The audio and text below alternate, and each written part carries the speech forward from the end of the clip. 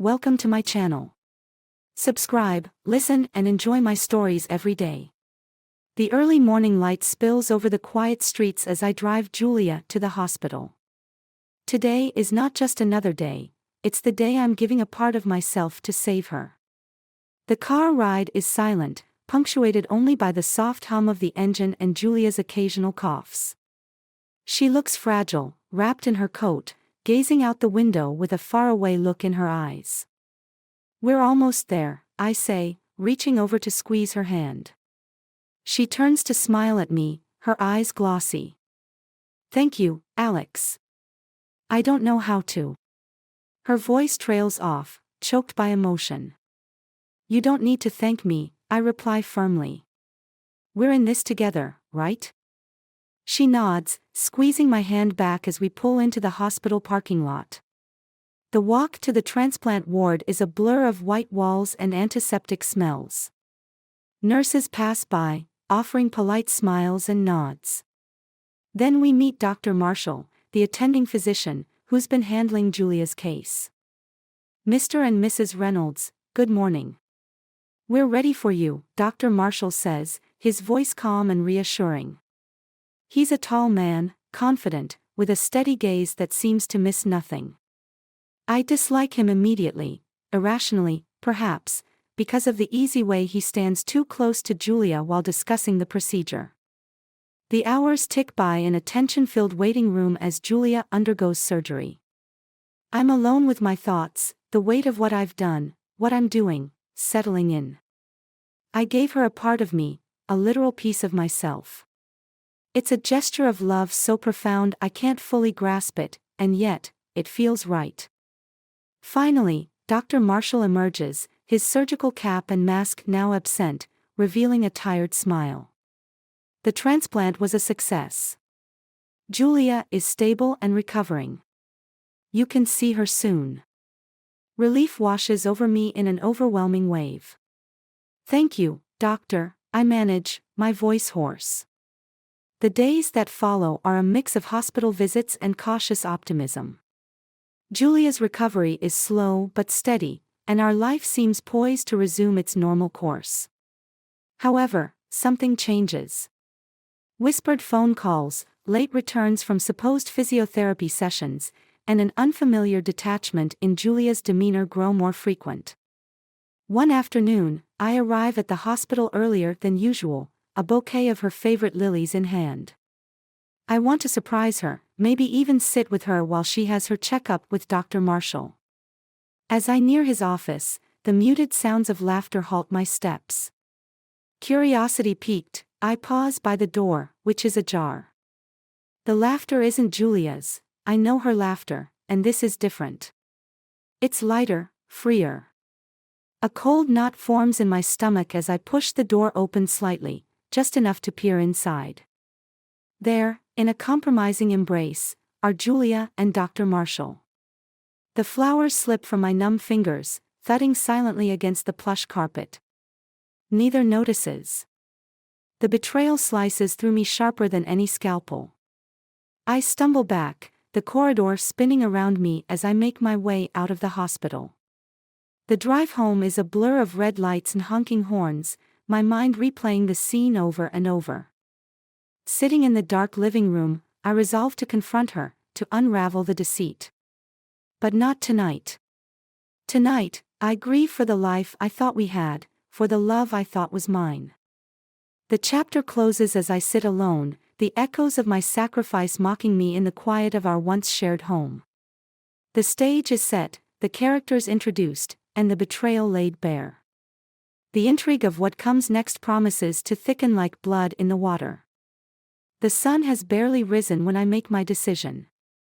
Today, the facade falls away. I can't let this fester, this wound that's torn open between us. I drive back to the hospital with a plan forming, a cold, hard resolve setting in my chest. Julia is alone in her room, sitting up and reading a magazine when I enter. She looks up, surprise flickering across her face, quickly replaced by a guarded expression. She knows something is off. "Alex, you're early," she says, setting aside the magazine. Is everything okay? We need to talk, Julia, I say, closing the door with a soft click that feels final. Her face pales slightly. About? About you and Dr. Marshall, I say bluntly, watching her closely. The color drains from her face, and for a moment, she says nothing. Then, she takes a deep breath. Alex, No, I cut her off, stepping forward. I saw you, Julia. Yesterday, with him. Tears well in her eyes, but I'm beyond sympathy now. It wasn't what it looked like, she whispers. How long? My voice is a low growl, the hurt turning to anger. It's not just a simple affair, Alex, she exclaims, her voice breaking. Please, let me explain. Her plea stops me. Despite everything, a part of me needs to know, to understand why. She tells me of her vulnerability, her fear of death, and how Dr. Marshall was there, always reassuring, always comforting. It started as gratitude, she admits, but he manipulated it, manipulated me.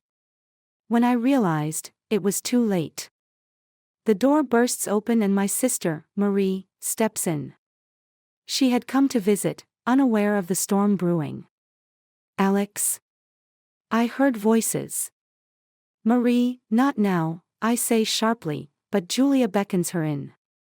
Stay, Marie. Please. Julia's voice is desperate, pleading. Marie looks between us, her brow furrowed in confusion and concern. What's going on? Julia was having an affair with her doctor, I say, the words bitter in my mouth. Marie gasps, covering her mouth with a hand. Oh, Julia, how could you? It's more complicated than that, Julia tries to defend, her eyes pleading for understanding. I recount what I saw, the deceit, the betrayal. Marie listens, her expression shifting from shock to anger to sadness. We need to do something about this, doctor, Marie finally says, her tone resolute. If he's doing this to you, he could be doing it to others. Julia nods, wiping away tears. I want to stop him, but I'm scared, Alex. Looking at her, the remnants of my love mingling with betrayal, I make a choice. We will, I say quietly.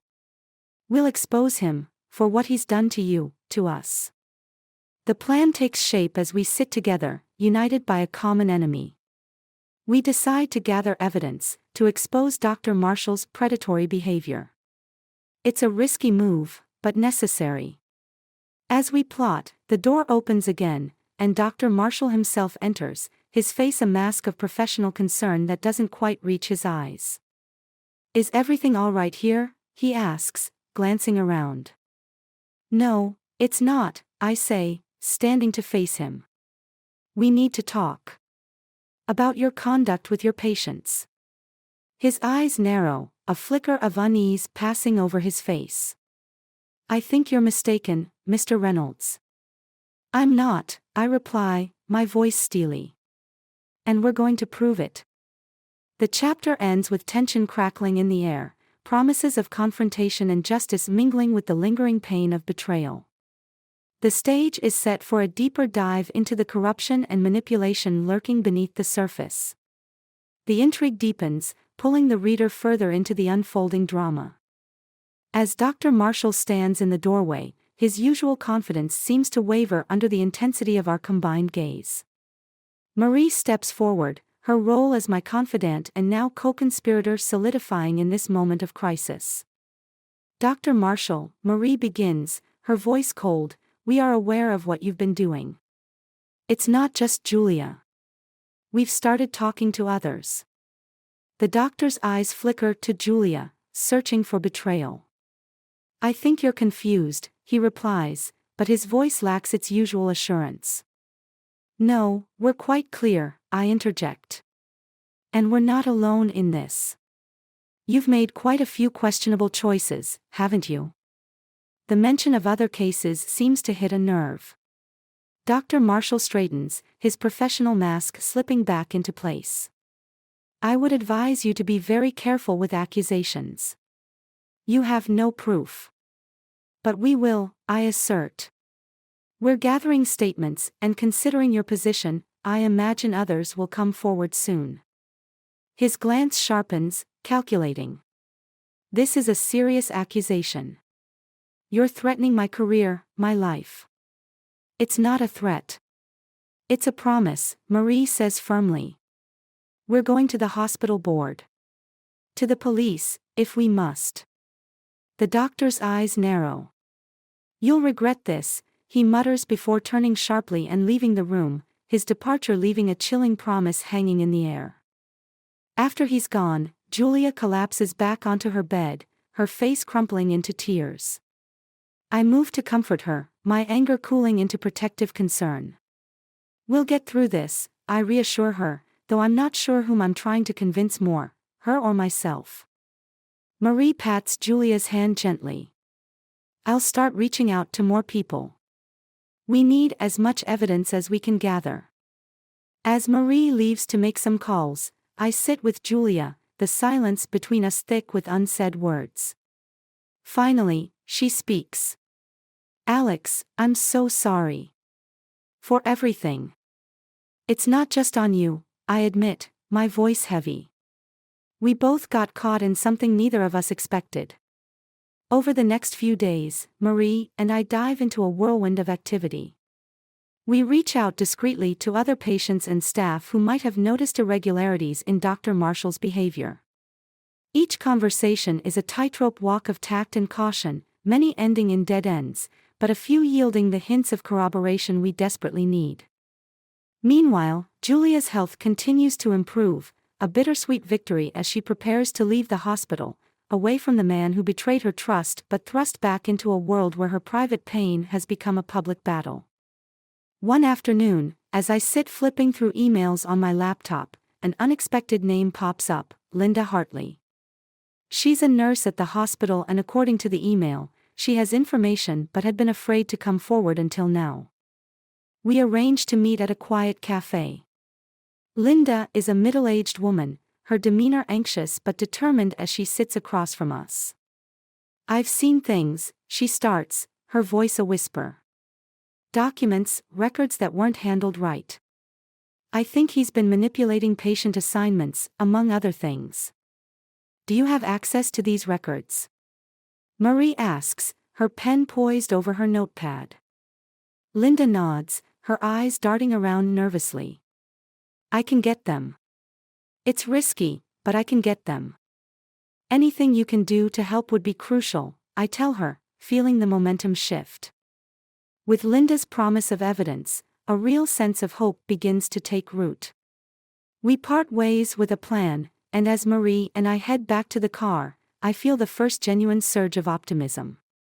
We might just be able to take Dr. Marshall down.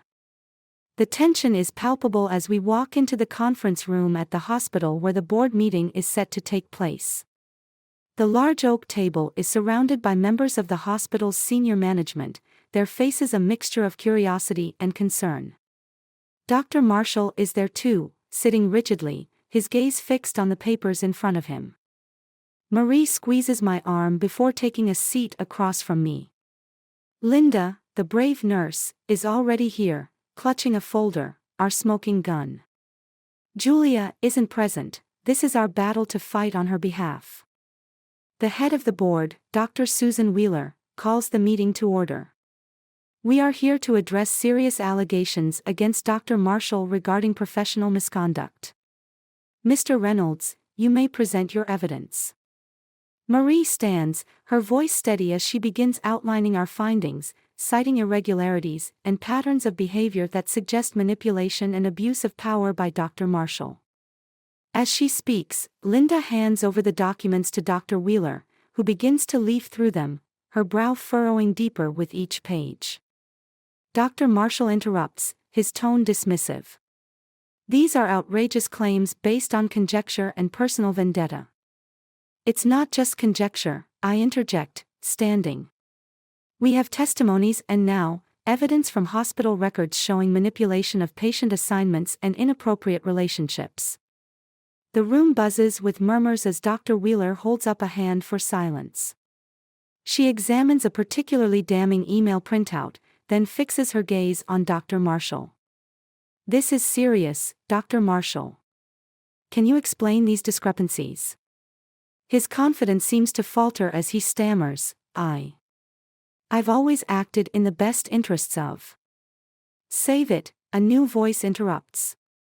We turn to see Julia standing at the doorway, pale but resolute. The room falls silent, surprised by her sudden appearance. "Julia?" Dr. Marshall's voice cracks slightly. "Yes, me." She steps forward. "I came to see justice done. Not just for me, but for all the others who couldn't be here today." Julia walks up to the table, her eyes locked on Dr. Marshall. "You preyed on my vulnerability, but no more. I'm not a victim, I'm a survivor. And I will not let you harm anyone else." Dr. Wheeler nods gravely. "Given the evidence and these testimonies, we will be taking immediate action pending a full investigation." Security enters the room, a sign that Dr. Marshall's time here is done.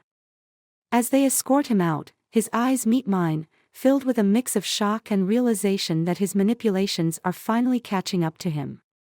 The room begins to clear, but before Julia leaves, she turns to me.